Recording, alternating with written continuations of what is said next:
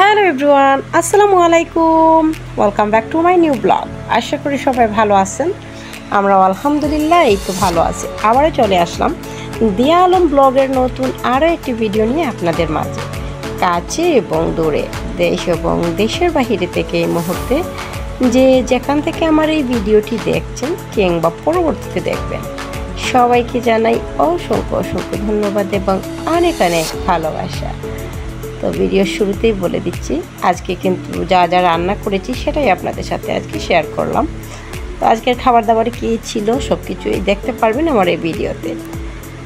তো দেখুন, এখানে আমি মাংস রান্না করছি, আর এখানে নিয়েছি কিছুটা গরুর মাংস হাড়সহ।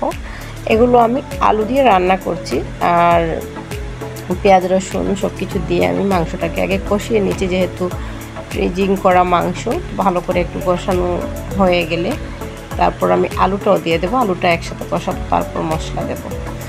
তো আসলে প্রতিদিনের ভিডিও প্রতিদিন দিতে ভালো লাগে, কিন্তু ভিডিওটা দিতে গিয়ে আমার অনেকটা চাপে পড়ে যায়। ডেইলি ব্লগ করে এবং রান্না কুকিং ভিডিও দিয়ে অনেকটাই চাপে পড়ে যায়। তো ধৈর্য সহকারেই ভিডিওটা করি যতটুকু সম্ভব। তো এই যে পেঁয়াজ রসুন দিয়েছিলাম, এবার আদা এবং ব্লেন্ডার করে রাখা ছিল ফ্রিজিং করে বাদাম পেস্ট, একটু সরিষা পেস্ট, এগুলোও দিয়ে দিলাম। তো রান্নার ধরন সবার আলাদা আলাদা, আমি আমার মতো রান্না করি, আমার যেরকম খুশি আর কি। তো এরকম রান্না করলে আমার কাছে ভালো লাগে, কার কাছে কেমন লাগে জানি না, এক একজনের রান্নার ধরন এক এক রকম। তো এই তো মাংসটা ভালো করে মশলার মধ্যে আমি কষিয়ে নিচ্ছি, তারপর আমি আলুটাও দিয়ে দেব। তো ইউটিউবে এবং আমার পারিবারিক লোকজন সবাই আমাকে এতটাই ভালোবাসে, আমি সবসময় আল্লাহর কাছে শুকরিয়া জানাই যে সবাই এতটাই ভালোবাসে।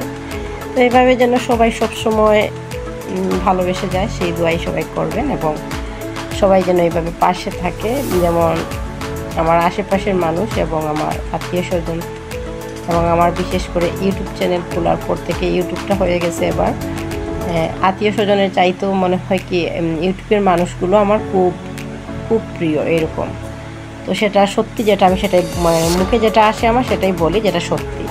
তো আমার কাছে এবার মনে হয় নিজের কাজিনের চাইতেও কিন্তু ইউটিউব ফ্যামিলির যারা আমার, তারা আমার খুব প্রিয়। যেমন ঘুম থেকে উঠেই কিন্তু আত্মীয় স্বজনের খোঁজ খবর নেই না ইদানিং, যেমন অনেকটা আমার আম্মুর কল আসলো, কলটাও অনেক সময় ধরি না, কিন্তু ইউটিউবের কেউ যদি আমাকে নক করে সেটা আমি তার সাথে অনেকক্ষণ আমি গল্প করি, আমার আপুরা আছে অনেকেই।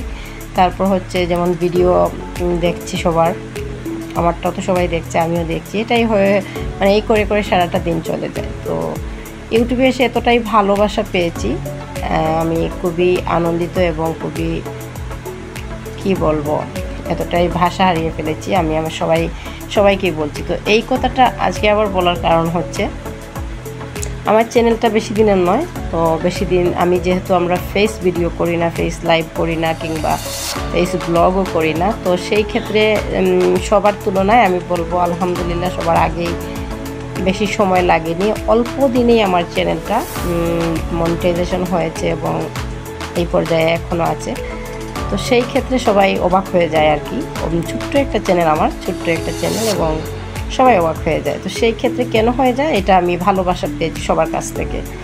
ভালোবাসলে কিন্তু অন্ধকারেও ভালোবাসা যায়, যেমন আড়ালে থেকে অনেকের ফেস দেখেও মানুষ ভালোবাসছে না হয়তো বা এইরকম, কিন্তু আমারটা যে এত তাড়াতাড়ি হবে কল্পনাও ছিল না, এতটা ভালোবাসা পেয়েছি। তো কালকে একবার কি হয়েছে, এই আজকের এই কথাগুলো বলার কারণ হচ্ছে, কালকে আমি গিয়েছিলাম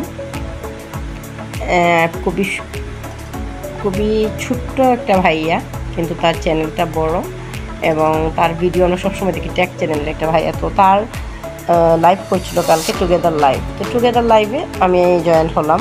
তো আমার সাথে মানে অনেকক্ষণ, এতটা সময় অন্য কেউ নেবে না, অনেকক্ষণ প্রায় 1 ঘন্টা আমার সাথে টুগেদার লাইভে ভাইয়া আমার সব কথা শুনলো, ভালো লাগছিল। তো সেখানে কি হয়েছে, আমার আগে কিন্তু একটা আপু ছিল, সেও ছিল প্রায় অনেকক্ষণ, ওই আপুটাও। তো ওই আপুটা ছিল ইন্ডিয়ান, তো সে কিন্তু ফেস দেখাচ্ছিল আপুটা।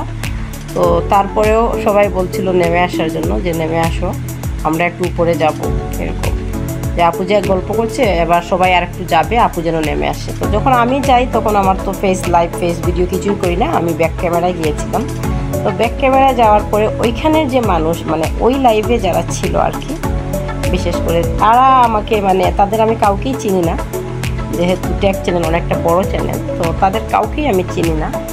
তারা আমাকে এতটা ভালোবাসা দিয়েছে ওই লাইভে আমি যাওয়ার পর। আমার ফেসটাও ওই দিদিভাই খুব সুন্দর, ফেসটাও দেখেছে তারা। অনেকক্ষণ ছিল দিদিভাই, গল্প করেছে, আমিও অনেকক্ষণ ছিলাম, প্রায় 1 ঘন্টার মতো, প্রায় 5 মিনিট কমে 1 ঘন্টার মতোই ছিলাম আমি। তখন আমি দেখলাম মানে ওইখানের মানুষজন আমাকে চিনেই না, এত বড় একটা চ্যানেলে সবাই লাইভে কমেন্ট করছে। সেখানে দেখলাম আমাকে এতটাই ভালোবাসা দিয়েছে সেই লাইভের মানুষগুলো, আমাকে বলছে আপু, অনেক কিছুই বলছে, আপু মাশাল্লাহ আপনি এগিয়ে যান, এই সেই অনেক কিছু। তারপরে অনেকেই আমাকে আমার নিজের লাইভে নিজের ফ্রেন্ডদের মতোই অনেকেই বলছে দিয়া আপু জিন্দাবাদ এরকম। তো সেইটা আমি ভুলতে পারিনি। কাল রাতে আমার এত ভালো লেগেছিল ওই লাইভে, টুগেদার লাইভ ছিল ভাইয়ের। তো অসংখ্য ধন্যবাদ আকাশ ভাইকে, খুবই সুন্দর একটা লাইভ করেছিল কালকে, আর আমার খুবই ভালো লাগছিল। এতটা সময় কেউ নেবে না, এতটা সময় কাউকে গল্প করতেও দেবে না, তো আমার ভালোই লাগছিল। আর সেইখানের ভাইরা বারবার বলছিল যে দিয়া আপু জিন্দাবাদ, দিয়া আপু আলহামদুলিল্লাহ, আপনি যেন সবসময় এরকম থাকেন এইরকম। কিন্তু তারা কিন্তু আমাকে চিনে না, তারা আমাকে চিনেও না, আমিও তাদেরকে চিনি না। ফার্স্ট টাইম গিয়েছি এবং তারা অনেকেই যুক্ত, যেহেতু বড় চ্যানেল অনেকেই যুক্ত ছিল।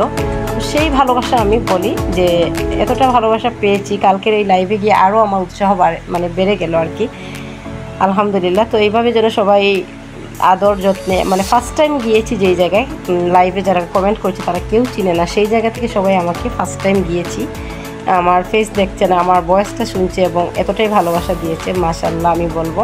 সেই জায়গা থেকে আলহামদুলিল্লাহ আমি ইউটিউবকে এবং ইউটিউব ফ্যামিলির সবাইকে আমার অনেক অনেক ভালোবাসা, সবাই যে এতটাই ভালোবাসছে আমাকে।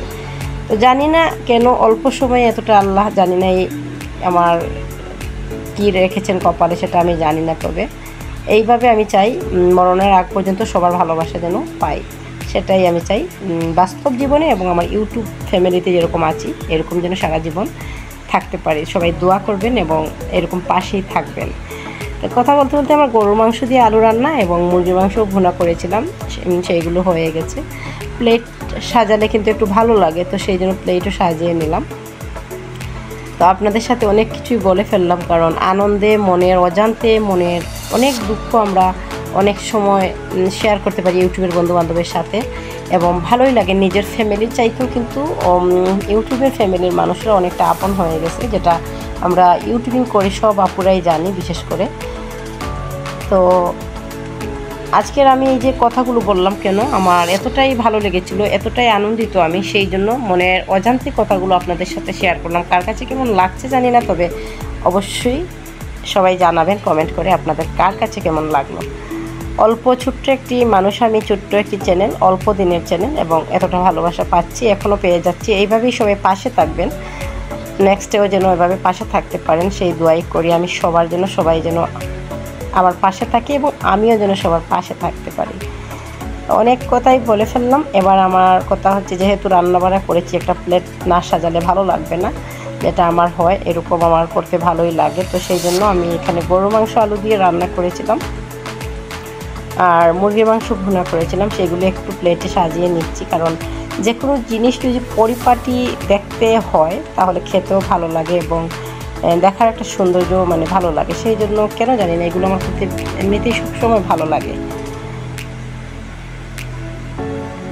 তো আমার চ্যানেলের শুরু থেকে শেষ সব কিছু ওই লাইভে মানে ওরা জানতে চাইছিল, সব কিছুই বললাম। তো আলহামদুলিল্লাহ আপনাদের সাথেও একটুখানি আজকের ভিডিওতে শেয়ার করে দিলাম। তো কার কাছে কেমন লেগেছে অবশ্যই সুন্দর সুন্দর কমেন্ট করবেন আমার সুন্দর সুন্দর আপুরা ভাইয়ারা। তো সবাই ভালো থাকবেন, সুস্থ থাকবেন এবং সবসময় সবাই দিয়া আলম ব্লগের সাথেই থাকবেন। দিয়া আলম ব্লগে সবার সাথে আছে এবং থাকবে ইনশাআল্লাহ। নেক্সট আরও একটি নতুন ভিডিও দেখার আমন্ত্রণ জানিয়ে আজকের ভিডিওটা আমি এখানেই এন্ড করব। সেই অবধি সবাই ভালো থাকবেন। আল্লাহ হাফেজ, আসসালামু আলাইকুম।